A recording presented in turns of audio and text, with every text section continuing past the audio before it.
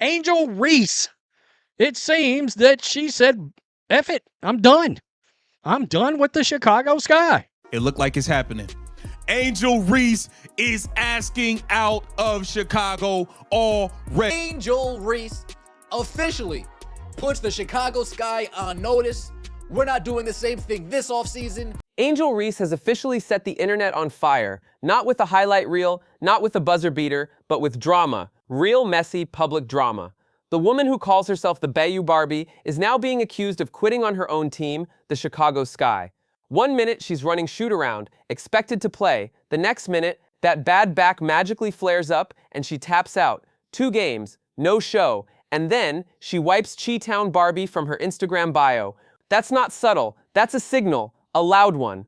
So the question tonight is simple. Did Angel Reese just tank her own career in Chicago? Or is this the start of her power move to somewhere bigger, like Dallas? It removed Chi-Town Barbie from her Instagram. Let's rewind. This isn't just about missed games. This started with Angel Reese opening her mouth to the Chicago Tribune. And boy, did those quotes hit harder than any rebound she's ever grabbed. She said, and I quote, "We have to get good players. We have to get great players. That's a non-negotiable for me. I'm willing to play with the best, but if things don't pan out, I might have to move in a different direction." Translation, my teammates aren't good enough. My patience is gone. Upgrade the roster or I'm out. Fans didn't hear confidence. They heard arrogance. Teammates didn't hear leadership. They heard betrayal. And then came the backlash. She doesn't believe her teammates, Rachel Berman or Haley Van Lith, are capable of leading them to the leading the playoff team.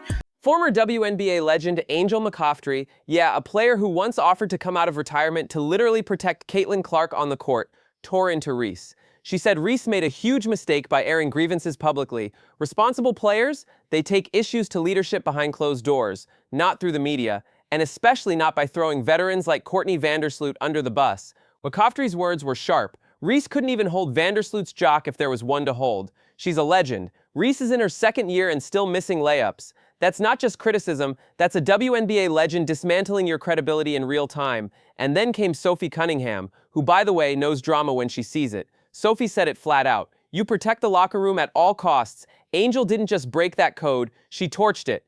Now, it's not just media and fans, it's the players themselves calling her toxic. See what Angel Reese has to say. I'm not settling for the same shit we did this year. Oh boy. We have to get good players. We have to get great players. That's a non-negotiable for me. And here's where it gets even uglier. Reese's teammates, the ones she supposedly doesn't think are great players? Yeah, they've started responding too. Rachel Banham shrugged it off, saying she doesn't even care anymore. Allie Quigley threw shade by posting Vandersloot's full list of accolades as a friendly reminder. And Ariel Atkins, who once defended Reese, now says she supports ownership's punishment for her. Let that sink in. A teammate who went to bat for you earlier in the season has now flipped and says, yeah, punish her. That's not just a red flag, that's a locker room collapse. Teammates against everybody, including you. And you're on the team. You're responsible. You're complicit in the team sucking ass. It's partly your fault too. But here's the kicker. McCoughtry reminded Reese of something her teammates haven't forgotten. Money. Angel Reese is making millions from endorsements. McDonald's, Reebok, social media deals. Meanwhile, her teammates, some of them barely clear $75,000 to $100,000 a season.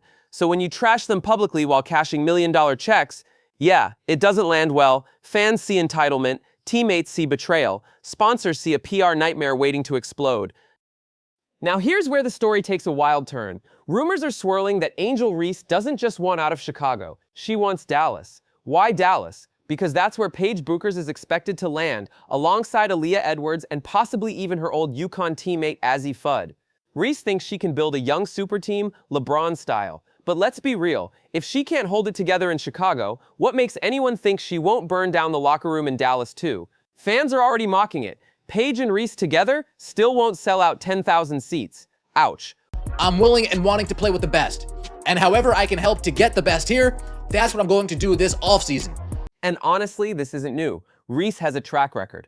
At Maryland, things got tough. She left, transferred to LSU. At LSU, she got suspended by Kim Mulkey at the start of the season. Nobody ever got the full story, but the whispers were loud. Now, 2 seasons into her WNBA career, she's already beefing with teammates, clashing with leadership, and potentially plotting her exit. This is a pattern, and legends like McCoughtry are saying it plainly. She's got a 2-year expiration date. Put her on any team, and eventually she'll blow it up. But here's what makes this story even more explosive. The WNBA doesn't need more chaos. It needs stars who unify, not divide. Caitlin Clark, she's getting hacked every night, but she never once threw her teammates under the bus. Aja Wilson leads by example. Breanna Stewart handles pressure with class. Meanwhile, Angel Reese is turning every locker room into a circus, and fans are noticing.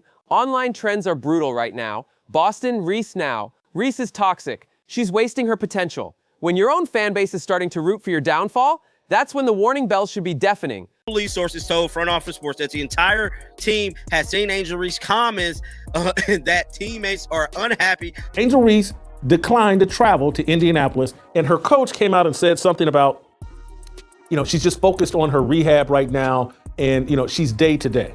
So where does Angel Reese go from here? Option 1, she doubles down, forces her way out of Chicago, and tries to resurrect her career in Dallas. Risky, because if that locker room implodes, she'll be labeled uncoachable forever. Option 2, she humbles herself, apologizes, and rebuilds trust in Chicago. Harder, but maybe the smarter move long term. Option 3, she flames out, becomes another what could have been story, a player who had all the talent in the world but couldn't get out of her own way. What makes Angel Reese's situation even trickier is that this isn't just being decided on the hardwood. No, this is being decided in the court of public opinion. Think about it. Every move she makes gets clipped, reposted, and debated across TikTok, Instagram, and Twitter. Every facial expression, every bench reaction, every snub of a teammate becomes instant fuel for Angel Reese drama hashtags. And once that narrative hardens, it's brutal to break. Look at players like Liz Cambage. For years, the talent was undeniable, but the baggage became the story. By the end, teams weren't asking, can she score? They were asking, is she worth the headache? Reese is dangerously close to stepping into that same category, a player whose reputation eats up the oxygen before her game even hits the floor. And here's where things get even scarier for her camp, the money. Right now, Angel Reese is one of the most marketable names in women's basketball. McDonald's, Reebok, multiple NIL-style partnerships. She's cashed in on the Bayou Barbie brand. But endorsements aren't just about points per game. They're about image. Sponsors don't want the player whose name trends alongside words like toxic, quitter, or cancer. They want the smiling, jersey-selling, fan-friendly figure who brings unity, not division.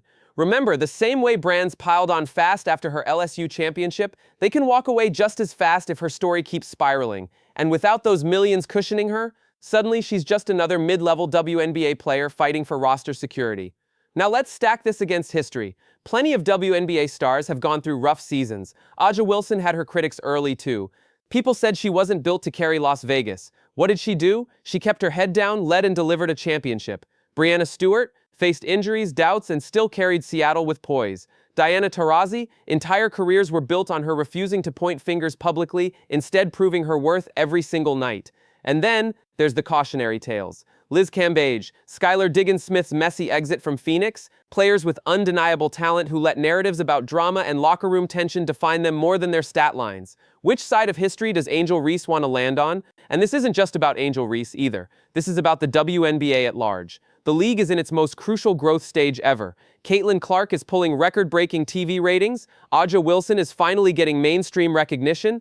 Paige Juju Watkins and Hailey Van Lith are on the way. Fans are paying attention like never before. The spotlight is blazing hot. So when one of your supposed young stars is known more for clashing with teammates than dominating on the floor, that's a problem for the whole league. It gives critics, and let's be real, there are plenty ammunition to say women's basketball is just drama instead of elite competition. The WNBA can't afford that image right now. Not with billion-dollar TV deals and expansion on the horizon. Let's be crystal clear, Angel Reese is not finished. Not by a long shot. She's young, she's talented, and she has time to fix this. But time in sports moves fast. A few more bad headlines, a couple more walkouts, another teammate calling her out, and suddenly the offers dry up.